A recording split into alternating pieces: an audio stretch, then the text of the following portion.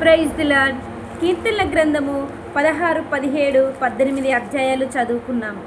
ఈరోజు 19, 20, 21 అధ్యాయాలు చదువుకుందాం. మరి కీర్తనలలో ఒక దేవునికి మనిషికి మధ్య సంభాషణ జరుగుతుందండి.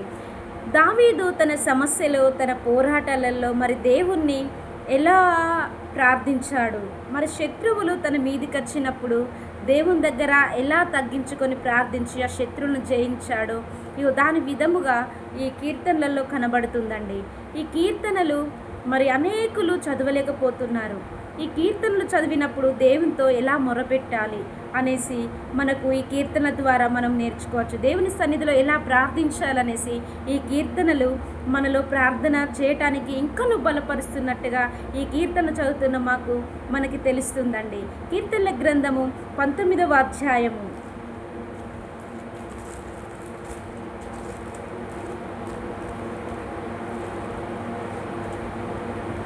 ఆకాశములు దేవుని మహిమను వివరించుచున్నవి, అంతరిక్షము ఆయన చేతి పనిని ప్రచురపరచుచున్నది. పగటికి పగలు బోధ చేయుచున్నది, రాత్రికి రాత్రి జ్ఞానము తెలుపుచున్నది. వాటికి భాష లేదు, మాటలు లేవు, వాటి స్వరము వినబడదు. వాటి కొలనూలు భూమి అంతటా వ్యాపించి ఉన్నది. లోక దిగంతముల వరకు వాటి ప్రకటన బయలువెళ్ళుచున్నది. వాటిలో ఆయన సూర్యునికి గుడారం వేసెను. అతడు తన అంతఃపురములో నుండి బయలుదేరు పెళ్లి కుమారుని వలె ఉన్నాడు. శూరుడు పరిగెత్త నుల్లసించినట్లు తన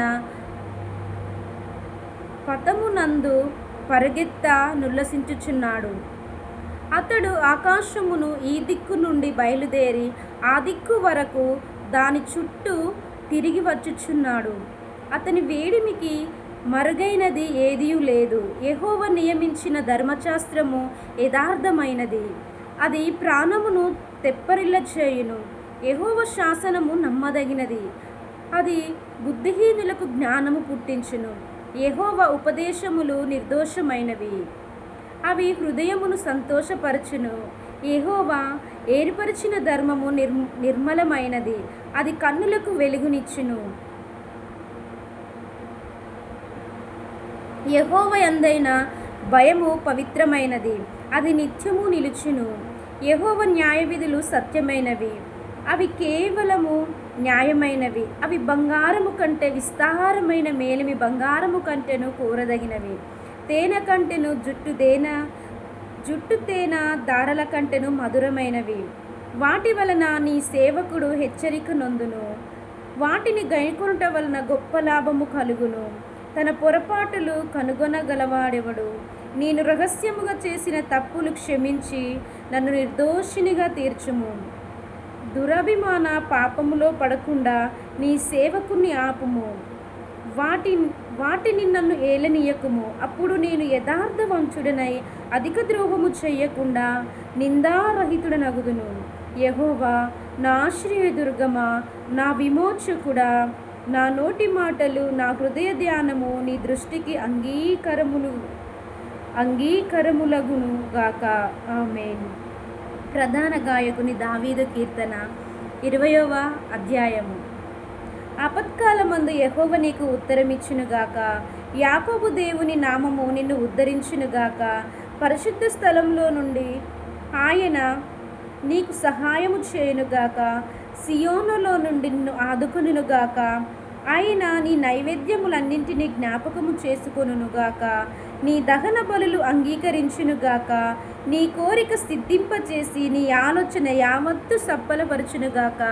యెహోవా, నీ రక్షణ బట్టి మేము జయోత్సవము చేయుచున్నాము. మా దేవుని నామమును బట్టి మా ధ్వజము ఎత్తుచున్నాము. నీ ప్రార్థనలన్నీ యెహోవా సఫలపరచునుగాక. యెహోవా తన అభిషక్తిని రక్షించునని నాకిప్పుడు తెలియను. రక్షణార్థమైన తన దక్షిణ హస్తబలము చూపును. తన పరిశుద్ధ ఆకాశముల నుండి అతనికి ఉత్తరమిచ్చును. కొందరు రథములను బట్టియు కొందరు గుర్రములను బట్టియు అతిశయపడుదురు. మనమైతే మన దేవుడైన యెహోవా నామమును బట్టి అతిశయపడుదుము. వారు కృంగి నేల మీద పడి ఉన్నారు, మనము లేచి చక్కగా నిలుచుచున్నాము. యెహోవా రక్షించుము, మేము మొర్రపెట్టినప్పుడు రాజు మాకు ఉత్తరమిచ్చునుగాక. దావీదు ప్రధాన గాయకునికి దావీదు కీర్తన 21వ అధ్యాయం. యెహోవా రాజు నీ బలమును బట్టి సంతోషించుచున్నాడు, నీ రక్షణను బట్టి అతడు ఎంతో హర్షించుచున్నాడు. అతనికి మనోభీష్టము నీవు సఫలము చేయుచున్నావు, అతని పెదవులలో నుండి వచ్చిన ప్రార్థన నీవు మానక అంగీకరించుచున్నావు. శ్రేయస్కరమైన ఆశీర్వాదములతో నీవు అతనిని ఎదుర్కొనుచున్నావు. అతని తల మీద అపరంజ కిరీటము నీవు ఉంచియున్నావు.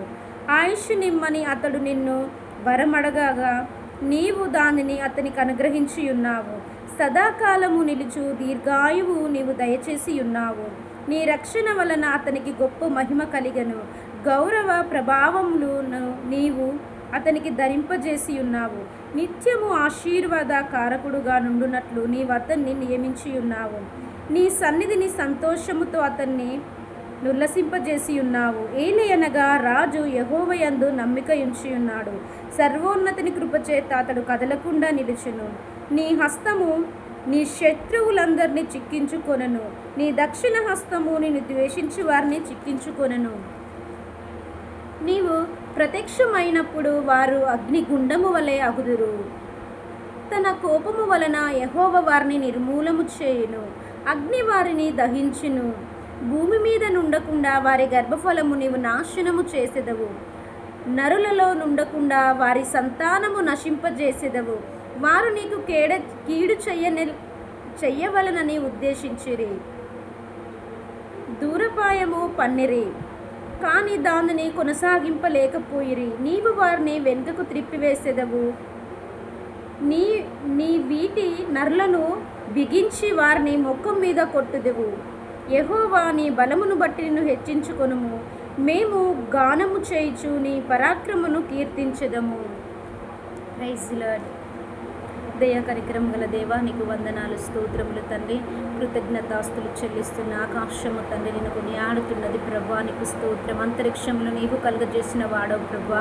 అయ్యా, దావీదును తండ్రి తన పోరాటాల నుంచి ప్రభా విడిపించిన దేవుడు, తన శత్రువులని ప్రభా అణచివేసిన గొప్ప దేవుడు ప్రభా, సియోనులో దీవించు దేవుడు కనుక తండ్రి అయ్యా మీకే వందనాలు, స్తోత్రాలు, కృతజ్ఞతాస్తులు చెల్లించుకుంటున్న ప్రభా.